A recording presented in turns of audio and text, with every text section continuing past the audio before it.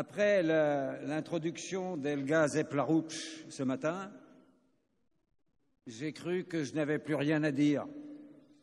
Puis, Monsieur l'ambassadeur, Monsieur le conseiller russe, et enfin les autres intervenants devant moi ont dit des choses cependant encore très importantes. J'ai écrit un papier qui sera publié, qui est beaucoup plus long que ce que je vais vous dire maintenant, et je vais essayer néanmoins de mettre en avant quelques points importants. J'ai pris juste à l'instant des notes sur ce qu'a dit mon camarade colonel allemand, car j'ai trouvé que c'était très important sur le plan du règlement de l'affaire. Je parle lentement, car ça, je ne l'ai pas donné aux traducteurs, et je leur laisse le temps de traduire. Je veux dire que les accusations portées contre la Russie sur le plan international, comme quoi elle a commis une agression sur l'Ukraine et qu'elle est donc fautive, sont, à mon avis, partiales et fausses. Tout a été fait pour que la Russie soit obligée d'intervenir. La première agression vient de l'OTAN. Ça a été expliqué longuement ce matin déjà, mais de manière subreptice, de manière cachée, et progressivement depuis le coup de Maïdan de 2014.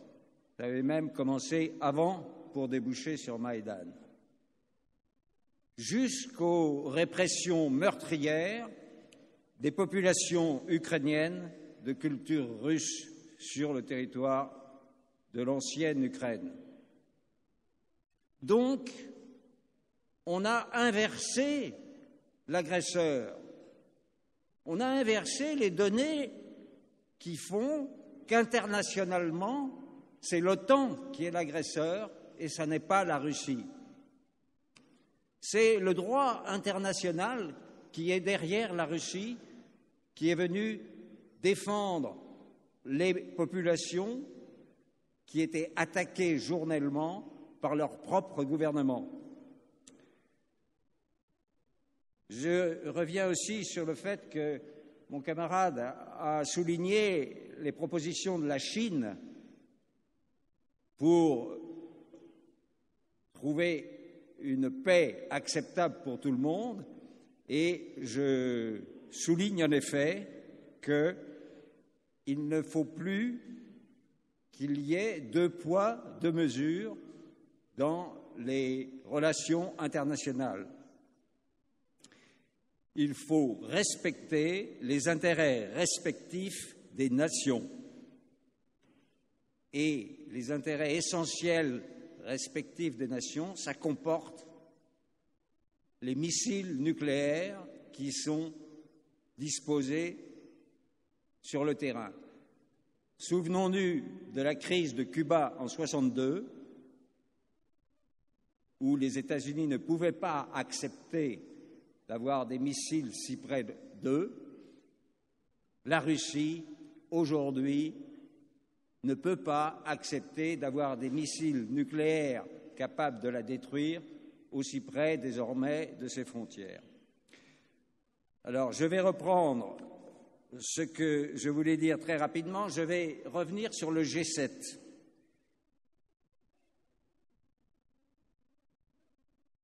En invitant du 19 au 21 mai 2023 dans la ville martyre d'Hiroshima les autres pays membres du G7, Allemagne, Canada, États-Unis, France, Italie et Royaume-Uni, le Japon souhaitait appeler l'attention du monde sur la menace nucléaire aggravée par la guerre en Ukraine. Cette initiative historique faisait suite au plan ambitieux de désarmement nucléaire lancé par le Japon à la conférence d'examen du traité de non-prolifération, TNP, en août 2022. La déclaration finalement adoptée par le G7 d'Hiroshima sur la non-prolifération et le désarmement nucléaire ne contient aucune initiative nouvelle et se contente de réaffirmer des dogmes éculés, des dogmes qui n'ont plus de valeur. Elle rappelle cependant la déclaration des 5 États dotés de l'arme, reconnue par le TNP en janvier 2022, selon laquelle une guerre nucléaire ne peut être gagnée et ne doit jamais être menée. Alors je passe sur la guerre de l'OTAN contre l'Ukraine que j'ai détaillée, mais on en a dit l'essentiel, donc je ne vais pas vous assommer avec les mêmes remarques. Mais je voudrais dire qu'apparaît dans le monde, cela également a été mentionné, une nouvelle géométrie des rapports de force. J'étais à Téhéran il y a un mois maintenant pour une conférence internationale sur cette nouvelle géométrie du monde et il y avait des délégations de plus de 40 pays du monde. Avec les 3 autres Français qui m'accompagnaient, nous étions les seuls Européens. Non, pardon, il y avait un Belge. Les autres participants étaient des Africains, des Latino-Américains et des pays d'Asie. Et cette conférence a fait comprendre au monde, et il y avait avec des différences et des nuances entre les positions, mais il y avait une démonstration que le monde avait changé et que seul l'Occident était aveugle et ne voyait pas ces changements dans le monde. Mais comme ça a été très bien expliqué tout à l'heure, le monde n'est plus le même. Est-ce que dans ce nouveau monde, l'Europe peut jouer un rôle et peut se distinguer? À mon avis, et j'en ai parlé tout à l'heure avec Monsieur le ministre d'Italie et d'autres personnalités, le problème est que l'idéologie atlantique a pénétré toutes les arcanes des administrations des pays européens, non seulement les gouvernements, mais les administrations. Donc, il est très difficile de lutter contre ça. Et la propagande est telle qu'on a l'impression que c'est l'Allemagne, l'Italie, la France, l'Espagne qui a cette opinion, alors que non. C'est cette administration qui est au pouvoir qui a cette opinion, mais le peuple n'est pas consulté et n'a pas le droit de s'exprimer. Mais on essaye de l'intoxiquer par une propagande massive et hontée, et ça commence même maintenant dans les rangs des écoles maternelles où on veut apprendre aux tout jeunes enfants la doctrine officielle.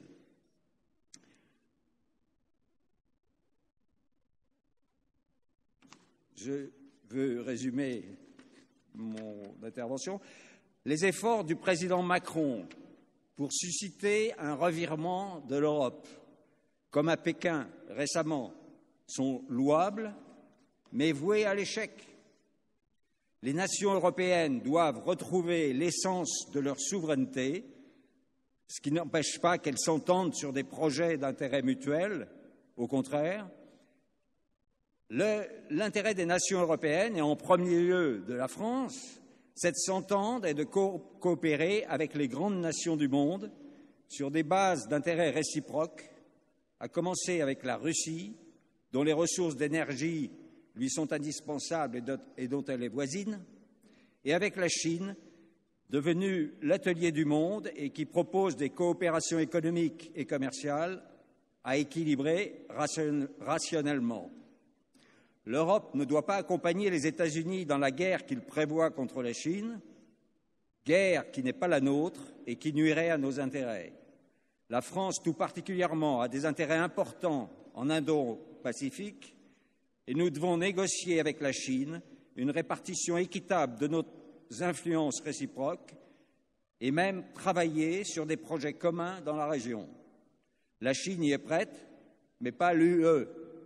C'est pourquoi le président Xi Jinping avait invité le président Macron et qu'il a montré à Ursula von der Leyen, dont il avait été contraint d'accepter la présence aux côtés du président français, avec la finesse et la délicatesse chinoise traditionnelle, que l'UE ne l'intéressait pas.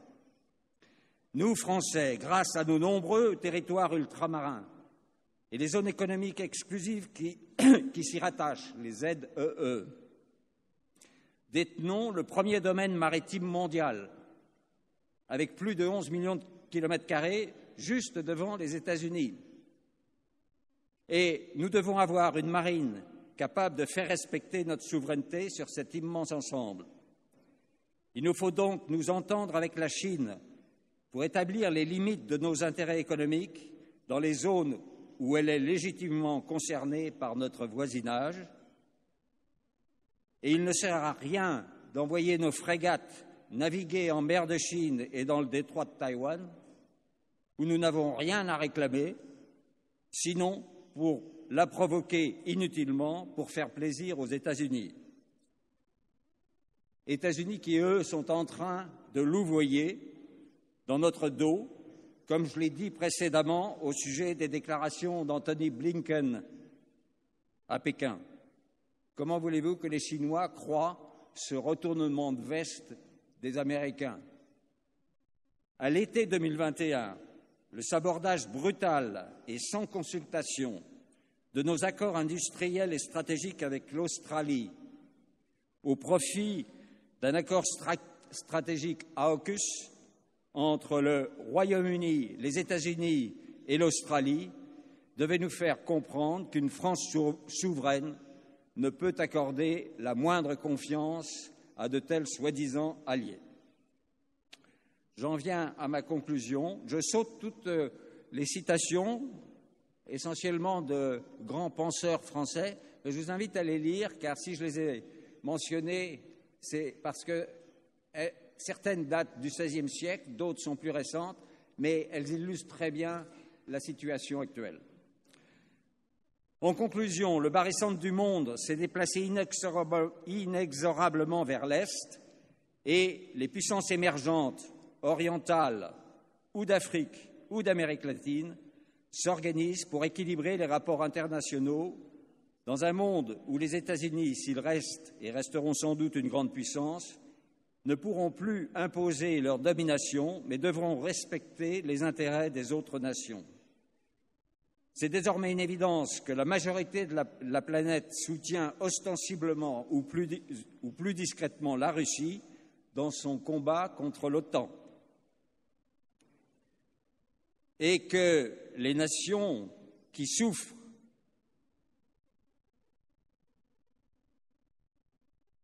Pardon, j'ai perdu le fil de mon... Les nations qui souffrent de leur hostilité, comme la Chine, mais aussi l'Iran, la Syrie, le Yémen, notamment, tirent les conséquences de cet affaiblissement, de même que celles qui ont carrément changé de camp, comme l'Arabie saoudite et plusieurs pays des BRICS. L'Inde et la Turquie jouant sur les deux tableaux pour en tirer avantage, mais échangeant amicalement avec la Russie. Le monde aspire à la paix. Même si les différends entre les nations n'ont pas disparu, mais ces différends devront se régler par la diplomatie et le respect mutuel des intérêts aux parties en conflit. Je passe, pour en venir à la fin, comme je l'ai dit précédemment, l'emploi de l'arme nucléaire tactique déboucherait automatiquement sur un conflit plus général.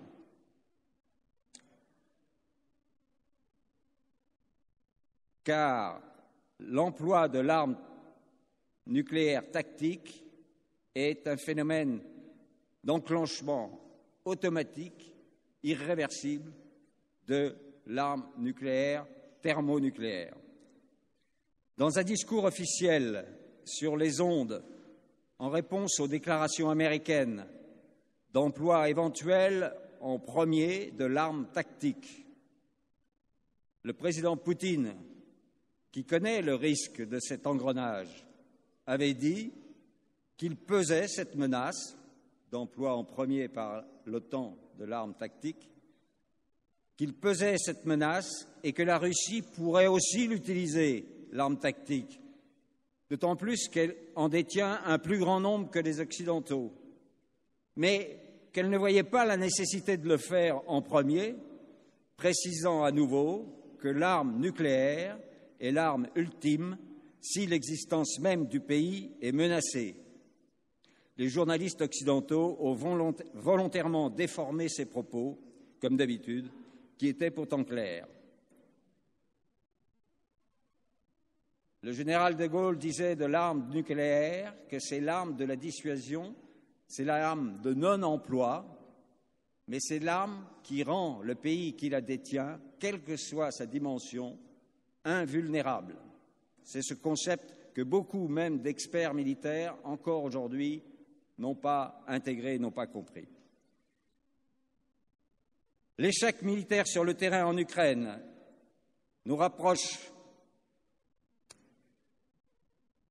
du seuil nucléaire que les États-Unis semblent vouloir franchir, pensant à tort qu'ils en sortiront indemnes. C'est une folie que de nombreuses voix dénoncent, y compris chez eux, où des candidats aux prochaines élections présidentielles l'ont compris et promettent de mettre un terme à ce tragique conflit, y compris dans le camp démocrate avec Robert Kennedy.